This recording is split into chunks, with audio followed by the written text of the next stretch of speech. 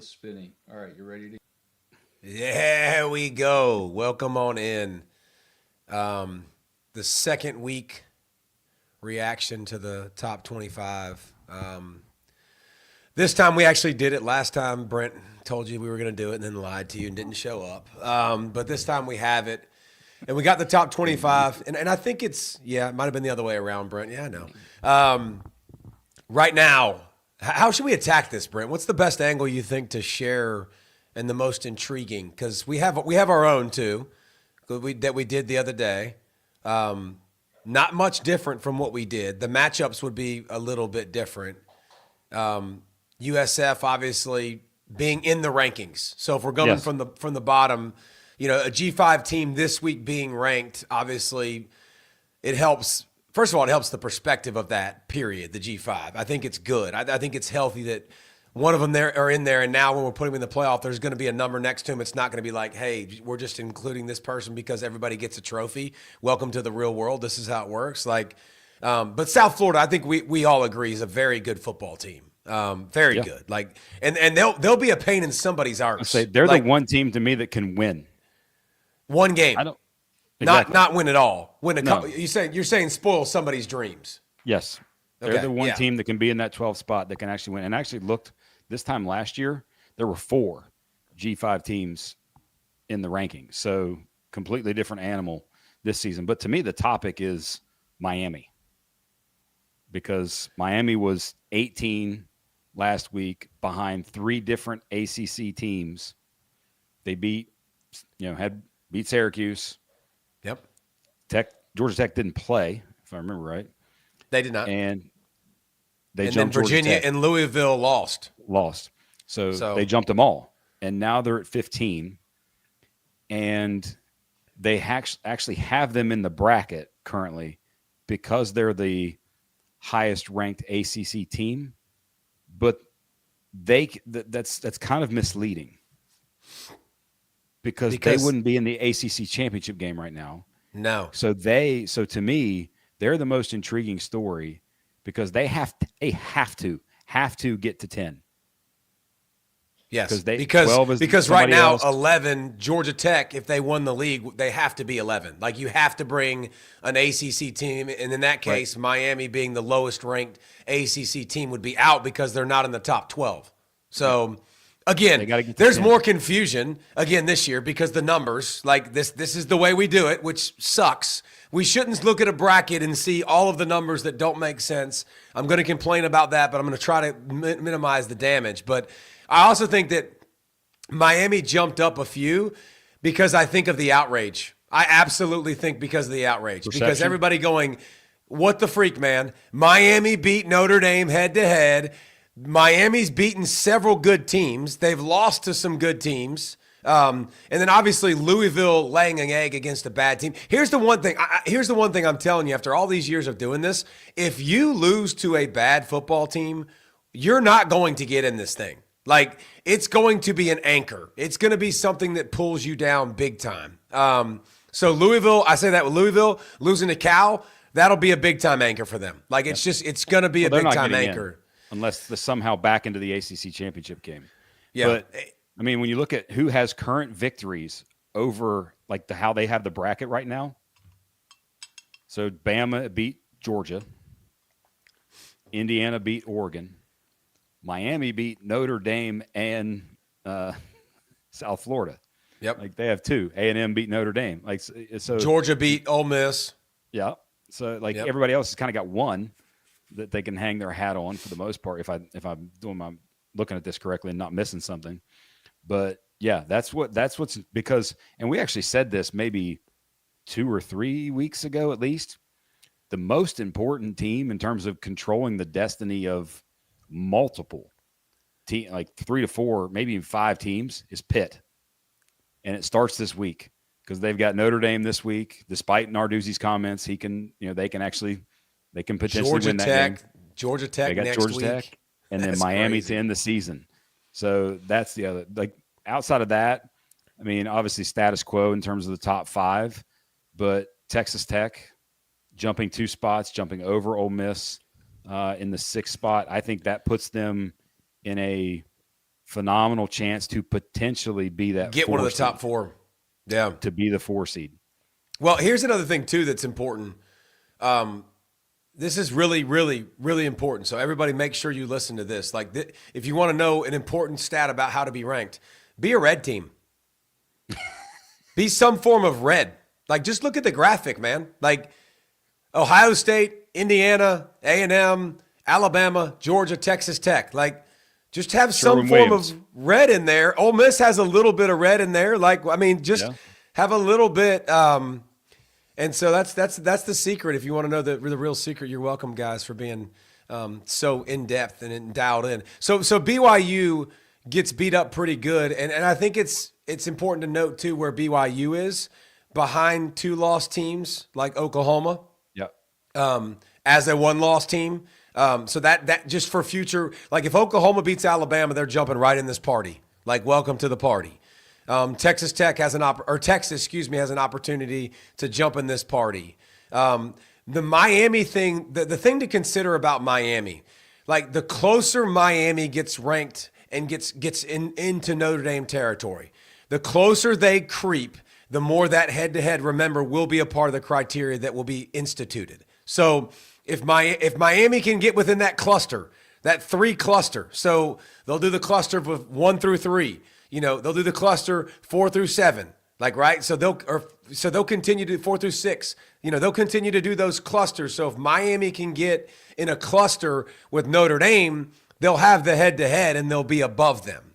But obviously Notre Dame has a chance to beat Pitt, which is good, which is a ranked team. But Texas as a top 10 team in the country, like, did you imagine that weeks and weeks ago, man? Like, they've done an unbelievable job crawling back and getting right back in this thing. I don't know that it's one for me that not necessarily that I don't agree with it, but it just feels like they beat Kentucky and they beat Mississippi State and they had to come from like it wasn't like some of these things are game control numbers, and because I actually think that's why Utah is 13th over some of those other teams is because they've destroyed everybody not named Texas Tech and BYU.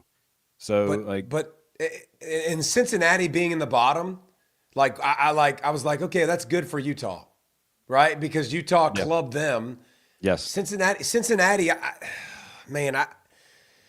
after watching them against Utah and them just the physicality just taking over, I can't imagine they would do well against Texas Tech.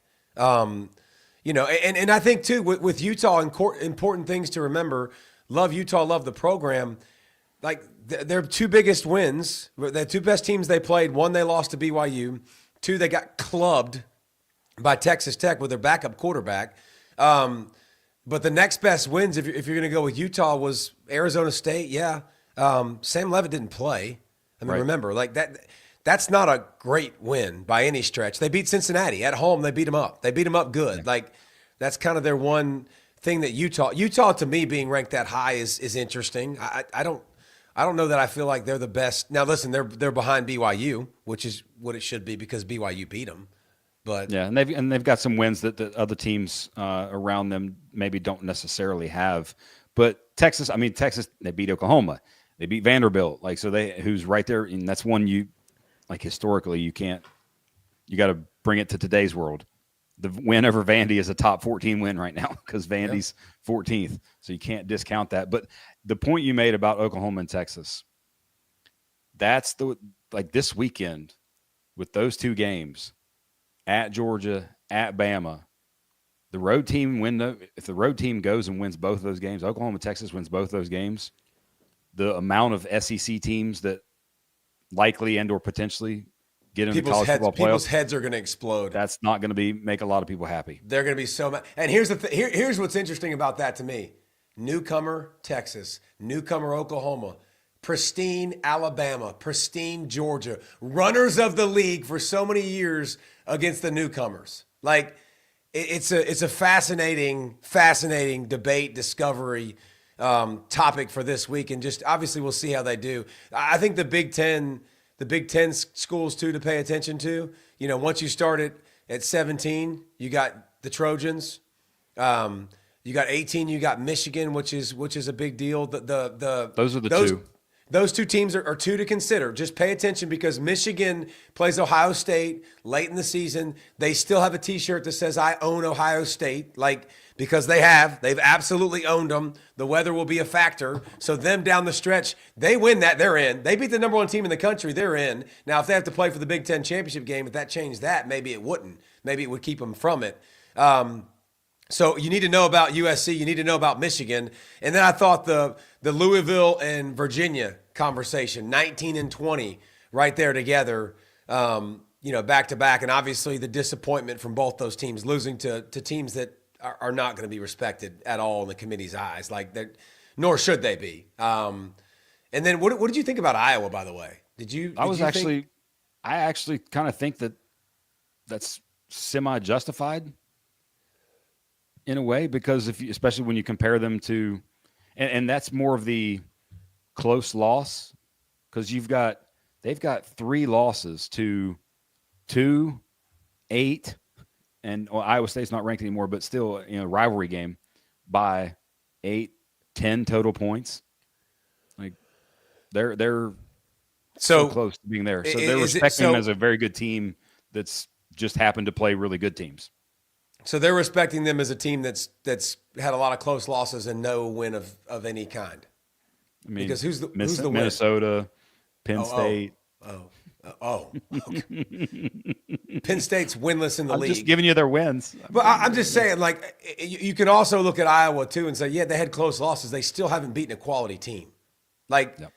I mean, so if I'm gonna put them with Vanderbilt, who's lost to quality opponents, but they've also beat some quality opponents, and obviously that's why Vanderbilt's ahead. I think Vanderbilt's an interesting one to look for, because I think Vanderbilt, when it comes to chaos over the next couple weeks, they might be sitting in a good spot. Another chance to add Tennessee to the ledger later in the season, and it being at 14 with the teams ahead of them, they're very much. It's not a non-zero. It's better than that. It's way better than that. So Utah, to me, I think Vanderbilt's a better team than Utah. I think they're a better team. I think Vanderbilt's a better team than BYU. I think if BYU and Vanderbilt played, I think Vanderbilt would win. That doesn't mean they deserve to be there. Don't get it twisted. I'm just telling you, I think it's a better team. But I don't think there's any way in Hades they're going to put Vanderbilt at 12 and then BYU and Utah behind them. I just don't think they're going to do that from a league perspective. I think everybody's head would explode. So it's So I do think you look at who's there sort of in Penn in a way. I think you can, barring Texas A&M being upset by A&M or upset by South Carolina, they're in Penn. Yep. To me. And Indiana, Ohio State, obviously, sort of in Penn, in Sharpie. Ole Miss. Put them in. I've already put them in Ole Penn Miss, too. Those four. I put 4 in Penn. Because Alabama, you still got Oklahoma this week. You've got Auburn in a rivalry game that anything always happens. So you can't put Georgia's the same. Big time, Texas and then Georgia Tech. You never know. There's still so much to be figured out. And what's going to be beautiful though is after this weekend, I think there's a lot of clarity after this weekend in terms of a lot more for who sure. has a chance. You're going to know who's out after this weekend. You're going to start cutting the list down of who's out. And another thing too, I think you're going to start to get clarity too on who's going to be possibly those bye games. You're going to start, the top is going to start to even out, and then I think the bottom or the cut line is going to even out as well. So it's fun. It's a fun topic to be able to have. So we'll keep doing it, man. We'll keep talking about this. And Notre Dame with Pitt was a big deal, I think, too, for chat purposes. Iowa and USC playing each other is kind of a big deal. There's a lot of games, that happened in the future that what ifs. Because if Pitt beats Notre Dame and beats Georgia Tech, which we don't think's a great chance of happening, but they're jumping right up in this party. And that Miami game becomes ginormous. So last thing, who has enough on their schedule, Brent, to jump in the party? Tennessee, if you start at the bottom, Cincinnati, no. Tennessee, no. Can potentially still be in the Big 12 championship. Yes. Cincinnati's still in. They're still alive. So Pitt, Pitt has a chance to rapidly jump in this thing. Pitt can earn their way into this. Kick Notre Dame out. Iowa kind of has a chance to nothing. No. Louisville, no. Virginia, still a chance to play in the ACC championship. A non-zero chance. They got their big game, against Duke this weekend. Huge for them. Michigan and USC are the two that I look at in terms of teams that if either of them win out, they are in. Because USC will have an Oregon win. Yep. And then an Iowa win. Michigan would have the Ohio State win. They went out. Yep. That will be the only decent team Michigan's beat this year. No, they beat Washington. Yep. Washington's pretty good. But, Michigan does not have a lot to point at and say this has been a great year. They haven't played – they haven't. I'm sorry, guys. But USC – and I would still consider this with USC. I watched them lose to Illinois, and I watched them lose without guys that had the flu, and I watched them lose with injuries. Lane didn't play very much. Their best players in the secondary and they didn't play offensive line. They were out a bunch of guys. And I know you don't want to say that, but it's part of it. If they get 2 big wins, you're right. They're going to earn their way into this. Georgia Tech, they obviously play a top 5 team in Georgia too. So they could climb and get to a better spot and help their overall. So let's talk Georgia Tech specifically. I forget who it is that they play this week. Let's see who they got this week. Why am I not remembering this? Because it's Boston College. That's why. At Boston College. They get by Boston College. Then they got Pitt and Georgia to finish. Let's say they lose to Pitt but beat Georgia, and they're 10-2 with a win over Georgia. Is that a college football playoff team? No. I don't think they'll get in. Especially where they're sitting currently. Where they're sitting currently, if they lose to Pitt, they're going to go way down, and then they would come back up, but I think they'd still be on the fringe looking in, because then you're going to literally look at their season and say they played 3 teams with a winning record and they lost to 2 of them. 4 teams with a winning record, they lost to 2 of them. Yeah, not a good resume. So Vanderbilt at 14, if they beat Kentucky, which we think they should, even though Kentucky's playing better, and then they got to win at Tennessee, who's going to be a top 20 team probably at that point. Vanderbilt Commodores, wow, how would that be? They might be. They're hoping for chaos elsewhere. They're Vanderbilt becomes Georgia and Alabama fans this weekend. Yes. They become the traditional. Does Miami. It's old SEC versus new SEC. As does Miami. Miami wants Georgia and Alabama to win this week in a very big way. Because I said they have to get to 10 because they're not going to be in the ACC championship game. And I don't think if they're up there, the ACC champion, the likelihood, unless it's Georgia Tech, who if Georgia Tech wins out, they're going to be in the top 10. If they're 100%, right, 100%. That's the only way that Miami gets potentially there is at 11 if they're ranked 11th. But I don't see that happening. I see the ACC champ being the 11th seed and the G5 being the 12th seed. So you got to get to 10 if you're Miami. Hey, J.R. Morris, we appreciate you in the chat, brother. As a Michigan fan, DP, you're right. Michigan does not have a quality win. I appreciate that. even sometimes it's hard to admit that. But you still got Ohio State at the end of the year. You can still add that to the resume, obviously, and who knows? All right, well, we'll get out of here. Cincinnati fans too. A lot of Cincinnati fans. They want Cincinnati to, maybe beat BYU, beat Arizona, and then lose in the Big 12 championship. They want the ACC. A lot of these teams, hey, ACC, Big 12, we want you to be one bid leagues. I'm just saying, if you're looking at this right now, and we'll leave you with this. If you're looking at this right now, there is a very good chance that you're going to get one ACC team, one Big 12 team, and then you're gonna scratch your eyeballs out because you're gonna get the G5. How many spots is that? That's 9 spots left. There's a lot of SEC. Notre Dame's in there. One of them. A lot of SEC in there. If Notre Dame loses to Pitt, holy cow! Gandhi. My gosh! Notre Dame loses to Pitt, not only are they out, like now you got more. Now you're going to have more SEC teams in and more people pissed off. So again, curve your habits this weekend. Curve your rooting habits. Chaos. Yes, root against the people you don't want in. We'll see you guys a little bit later in the week. We'll get to the picks this week for sure, and then we might even have a surprise for you too with a player from a team ranked in the top 5 or 6, top 6 that plays a position that might be up for the Heisman, like for sure. So we might holler at him and get him on here too for you. Professional tease by you. Professional doesn't happen very often. Yeah, it doesn't happen very often. You guys take that. All right, see you dudes.